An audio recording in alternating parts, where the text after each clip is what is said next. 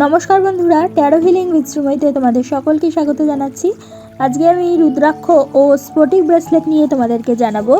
রুদ্রাক্ষ ও স্ফটিক ব্রেসলেট হলো রুদ্রাক্ষের দানা এবং প্রাকৃতিক স্ফটিক দিয়ে অর্থাৎ ক্লিয়ার কোয়ার্টজ দিয়ে তৈরি একটি আধ্যাত্মিক ব্রেসলেট।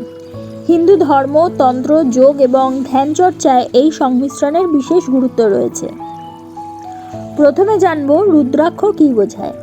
ভগবান শিবের করুণার প্রতীক বলে বিবেচিত, সাহস, আত্মনিয়ন্ত্রণ, তপস্যা ও আধ্যাত্মিক শক্তির প্রতীক।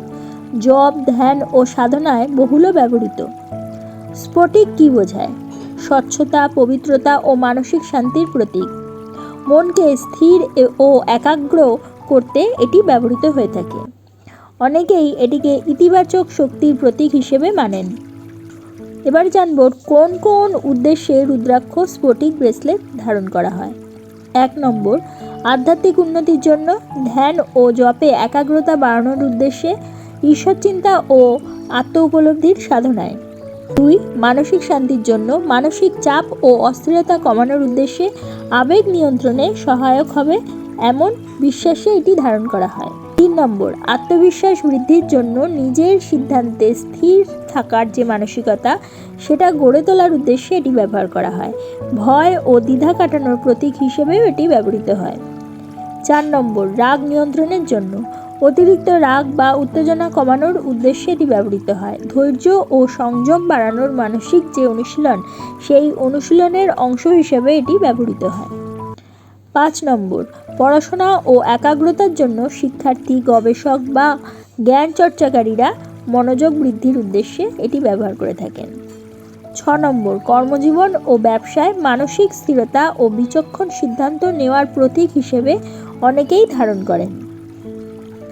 7 নম্বর, নেগেটিভ থেকে অর্থাৎ নেতিবাচকতা থেকে রক্ষার উদ্দেশ্যে অনেকের বিশ্বাস এটি নেতিবাচক চিন্তা বা পরিবেশের প্রভাব থেকে মানসিকভাবে সুরক্ষা দেয়। 8 নম্বর, যোগ ও মেডিটেশনে, যোগ, প্রাণায়াম ও ধ্যানের সময় অনেক সাধক এটি ব্যবহার করেন। এবারে জানবো কারা ধারণ করতে পারেন। সাধারণভাবে নারী পুরুষ নির্বিশেষে ধারণ করতে পারে। কোনো নির্দিষ্ট রাশি বা লগ্নের জন্যই এটি সীমাবদ্ধ কিন্তু নয়। তবে যদি উদ্দেশ্য জ্যোতিষীয় প্রতিকার হয় তাহলে কিন্তু ব্যক্তিগত জন্মছক দেখে সিদ্ধান্ত নেওয়া উত্তম। এটি কিভাবে ধারণ করবে?